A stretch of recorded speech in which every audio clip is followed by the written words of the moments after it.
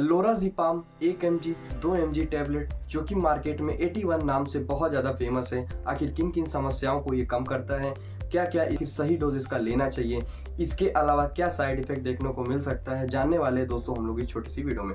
नमस्कार दोस्तों, मैं डॉक्टर जयंत आज बात करूंगा लोराज़ेपाम टैबलेट के बारे में।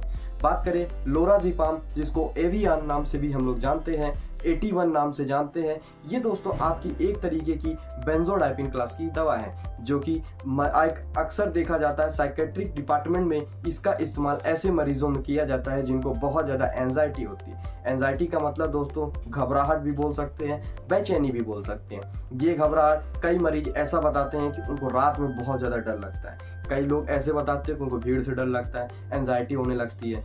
आप ये एंजाइटी बहुत सारे कारण की वजह से, किसी को स्टूडेंट लाइफ में पेपर के समय एंजाइटी होती है, पेपर आ गया तो घबराहट होने लगी, गर्लफ्रेंड छोड़ के भाग गई, एंजाइटी हो गई, परेशानी हो गई, डिप्रेशन हो गया। तो ऐसे केस में दोस्तों हम इसका इस्तेमाल करते हैं। इसके दोस्तों अगर किसी को सीजर्स आते हैं, सीजर्स का मतलब झटके आना, जो कि इमरजेंसी डिपार्टमेंट पे इसका इंजेक्शन बहुत ज़्यादा इस्तेमाल किया जाता है, लोरी नाम से आता है, उसमें हम लोग इसका इस्तेमाल करते हैं। इसके अलावा ऐसे मरीज जिनको रात में नींद नहीं आती, मैंने बताया अगर आपको रात में एंजाइटी घबराहट हो रही है तो आपको नींद नहीं आने वाली है, तो ऐसे केस में भी इसका इस्तेमाल किया जाता है। और बात करेंगे ऐसे लोग जिनको साइकेट्रिक प्रॉब्लम है, साइकेट्रिक प्रॉब्लम जैसे मैंने बताया एंजाइटी हो गया, आपका जो है एंजाइटी हो गया, स्लीप डिसऑर्डर हो गया, सही से नींद ना आना, अनिद्रा जिसको हम लोग बोलते हैं, उसमें हम इसका इस्तेमाल कर सकते हैं। और भी साइकेट्रिक दवाइयों और भी साइकेट्रिक इलनेस में हम इसका इस्तेमाल बाकी दवा के कॉम्बिनेशन के साथ इस्तेमाल करते हैं ताकि सिम्टम्स को रिड्यूस किया जा सकते हैं। बात करेंगे इसके डोज की, तो ये दोस्तों 0.5 mg से लेकर 3 mg तक आती है। 0.5 mg, 0.1 mg, 2 mg, 3 mg तक आती है। ये ऐसा जनरली एंजाइटी अगर किसी को है तो हम लोग प्रिस्क्राइब करते हैं 2 mg रात में सोने से पहले। अगर सोने नींद नहीं आ रही है तो 2 mg आप सोने से आधा घंटा पहले अगर आप लेते हैं तो आपको रिलीफ मिलेगा। घबराहट है तो घबराहट से मिलेगा, नींद नहीं आ रही है तो नींद अच्छी आएगी। लेकिन यही जो सीजर्स में इस्तेमाल किया जाता है, क्योंकि हॉस्पिटल्स में इसके इंजेक्शंस लगते हैं, तो ये वाइल में इंजेक्शन फॉर्म में आता है तो लगाया जाता है। इसका जो मैक्सिमम डोज है आप 24 घंटे में 10 mg से ज़्यादा इसको नहीं ले सकते।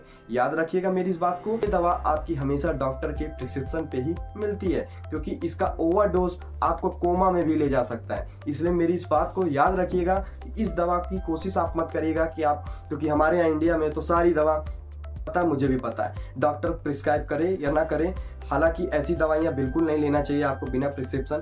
आप अगर लेते हैं तो आपको इसका भविष्य में भुगतान करना पड़ सकता है। तो ऐसे केस में आप दवा ना लें, डॉक्टर की सलाह पे डोज सही डिसाइड करके ही लीजिएगा।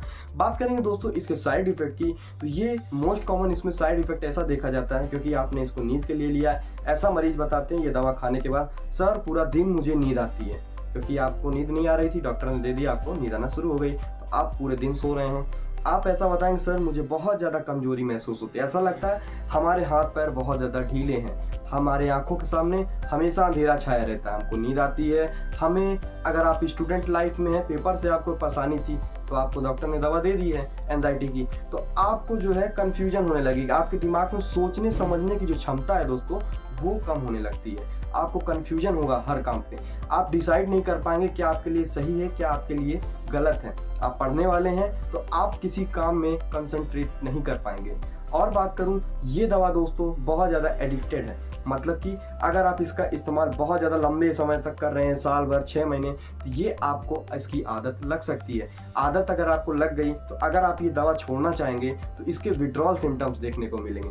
मतलब कि विड्रॉल सिम्टम्स वो होते हैं, अगर आप किसी दवा को छोड़ते हैं, लत लग गई है, तो उसके भी साइड इफेक्ट देखने को मिलते हैं। जैसे कि क्या मिल सकता है इसमें, आपने छोड़ दिया ये दवा, आपकी जो दिल की धड़कन है जिसको आप कंट्रोल करना चाह रहे थे वो इरेगुलर हो जाती है, एक्सेस हो जाती है, जिसको हम लोग टैकीकार्डिया बोलते हैं। आपकी बॉडी से बहुत ज़्यादा पसीना छूटेगा, आपको लगेगा मेरे साथ क्या हो रहा है, आपका सर दर्द होने लगेगा, आपको फिर से वही एंजाइटी, वही घबराहट, वही बेचैनी, वही इंसोम्निया शुरुआत हो जाती है। इसलिए कोई भी दवा डॉक्टर की सलाह पे लें, डॉक्टर जितने दिन के लिए बता रहे हैं उतने टाइम तक उस डोज का प्रॉपर इस्तेमाल आप करें।